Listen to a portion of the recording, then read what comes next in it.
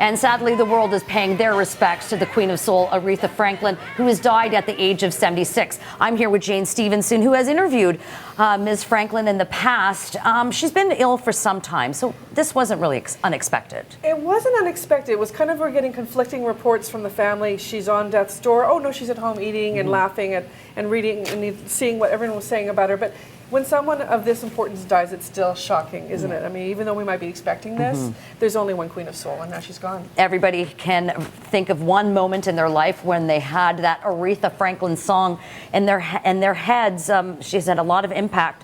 What do you think is her legacy?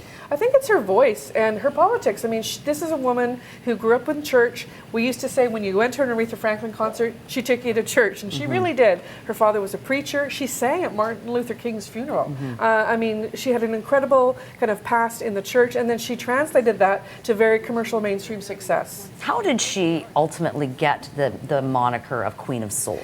I would think that probably very early on there was a critic who called her that because her voice, as far as I'm concerned, was unmatched. Yeah. I mean, when you think about soul singers, there's only one Queen of Soul. Yeah. Later on, people used to call Mary J. Blige the Queen of Hip Hop Soul, and I believe Aretha Franklin took exception to that at one point. But yeah, there was only one Queen of Soul. So you mentioned another artist like Mary J. Blige, for example.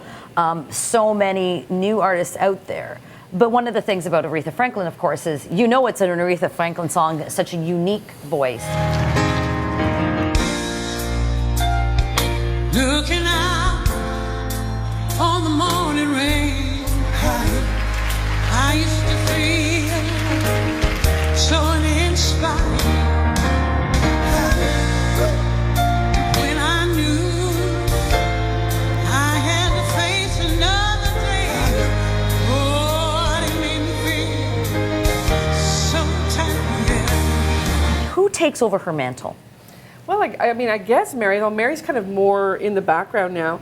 I mean, and the other thing that's happening is it seems to be less about soul music and more about kind of R&B and rap. So it's kind of segued into a different kind of music. There's not kind of as many traditional soul singers as there was with Aretha. So I'm going to say she's irreplaceable. I may get, flack for saying that, but I kind of feel like when you're named the queen of something, you clearly are the queen. And she never really relinquished that mantle, I don't think. When we all talk about some celebrity that's passed away, we always look for a personal connection. Well, we here at the Toronto Sun do have a personal connection, not only because you have interviewed her, but she was a fan of the paper. I know, it was crazy. It was the Jazz Festival 2011 in Toronto. I was in a little tiny trailer after her performance, had about 5 minutes to talk to her, and she said, "You're from my favorite newspaper." And I said, "What?" And she said, "I almost moved to the bridal path.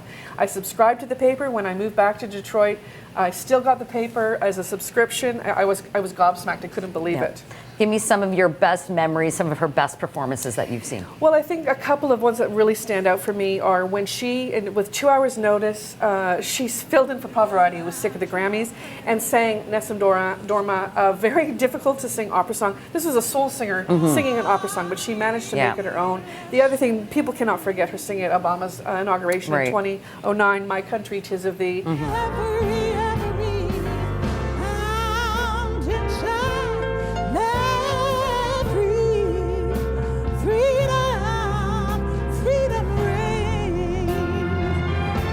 The thing that's so great about her, she always had her style. So she came on in her stoles. She was always carrying her purse in her high heels. She was very old school, and you loved her for it.